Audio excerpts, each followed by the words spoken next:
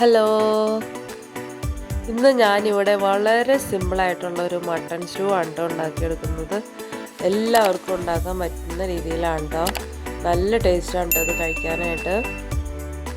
അപ്പോൾ mutton stew ഉണ്ടാക്കാനായിട്ട് ഞാൻ 1 കിലോ മട്ടനാണ് എടുത്തിരിക്കുന്നത്. അതിനകത്ത് ആവശ്യത്തിനുള്ള കുരുമുളകും ഉപ്പും ചേർത്ത് കുറച്ച് നേരമായിട്ട് എടുത്ത് വെച്ചിട്ട് അത് നമുക്കൊന്ന് കുക്കറിനകത്തേക്ക് ഇട്ടിട്ട് ഒന്ന് വേവിച്ചെടുക്കാം.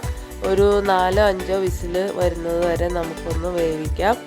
അതിനുശേഷം നമുക്ക് ബാക്കിയുള്ള വെജിറ്റബിൾസ് ചേർക്കാം. വേവിക്കുന്നതിന് മുന്നേ നമുക്കൊരു ലേശം വെള്ളം, നമ്മൾ ആ എടുത്തു വച്ചിരുന്ന പാത്രം ഒന്ന് കഴുകി 1 ഗ്ലാസ് വെള്ളം കൂടി ഒഴിച്ചിട്ട് ഒന്ന് വേവിച്ചെടുക്കാവേ. ഞാനിപ്പോൾ ഇതിനകത്തേക്ക് 2 ടേബിൾ സ്പൂൺ കുരുമുളക് പൊടിയാണ് കേട്ടോ ഇട്ട് കൊടുത്തിരിക്കുന്നത്. ഇനി അത് അവിടെ ഇരുന്ന് വേവട്ടെ. മട്ടൺ വെന്ത് വരുമ്പോഴത്തേക്കും നമുക്ക് ഒരു തേങ്ങ പാല് പിഴിഞ്ഞെടുക്കാം. അതുപോലെ ഉരുളക്കിഴങ്ങ്, സവാള, ഒരു ക്യാരറ്റ്, 2 പച്ചമുളകും എടുത്തിട്ടുണ്ട്. അത് നമുക്ക് ഇതുപോലെ ചെറിയ കഷ്ണങ്ങളായിട്ട് അരിഞ്ഞെടുക്കാം. സവാള ഇതുപോലെ അരിഞ്ഞെടുക്കാം. നമ്മുടെ മട്ടൺ ഇവിടെ വെന്ത് വന്നിട്ടുണ്ട് കേട്ടോ. ഇനി നമുക്ക് വെജിറ്റബിൾസ് ഈ മട്ടനകത്തേക്ക് ഇട്ട് കൊടുത്തിട്ട് ഒറ്റ വിസിലടിപ്പിച്ച് ഒന്ന് വേവിച്ചെടുക്കാം. തേങ്ങ ഞാൻ ഇതുപോലെ ചിരകി എടുത്തിട്ടുണ്ട്. അത് നമുക്കൊന്ന് പിഴിഞ്ഞെടുക്കാം കേട്ടോ. തേങ്ങയുടെ 1-ാം പാലും 2-ാം പാലും എടുത്തു വെച്ചിട്ടുണ്ട്. ആദ്യം നമുക്ക് 1-ാം പാൽ ഒഴിച്ച് ഈ മട്ടനും വെജിറ്റബിളും കൂടി ഒന്നുകൂടി ഒന്ന് തിളപ്പിച്ചെടുക്കണം. അതിന് ശേഷം മാത്രം 2-ാം പാൽ ഒഴിച്ചു കൊടുത്താൽ മതി. ഇപ്പോൾ ഇതാ ഞാൻ 2-ാം പാലാണ് ഒഴിച്ചു കൊടുത്തിരിക്കുന്നത്. ഇനി അതിനകത്ത് കിടന്ന് ഒന്ന് വെന്ത് വരട്ടെ.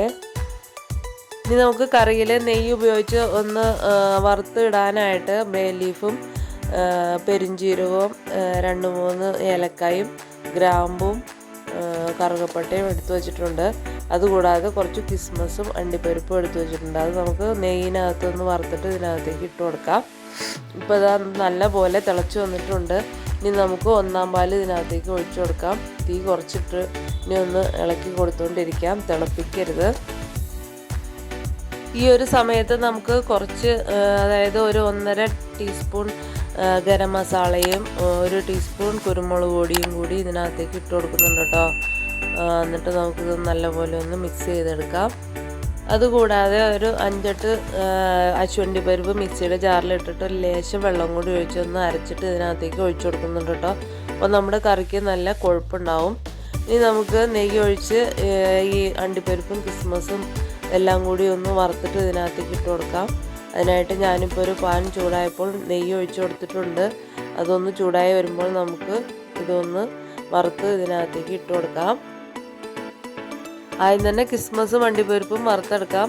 അതിനുശേഷം നമുക്ക് ബേ ലീഫും മറ്റുള്ളതും ഇട്ട് കൊടുക്കാം. അണ്ടിപ്പരിപ്പും കിസ്മസും വറുത്തെടുത്തതിന് ശേഷം നമുക്ക് കറുകപ്പട്ടയും ഏലക്കായും ബേ ലീഫും പെരുംജീരകവും ഗ്രാമ്പും കൂടി ഇട്ട് കൊടുത്ത് ഒന്ന് മൂപ്പിച്ച് ഇതിനകത്തേക്ക് ഇട്ട് കൊടുക്കാം.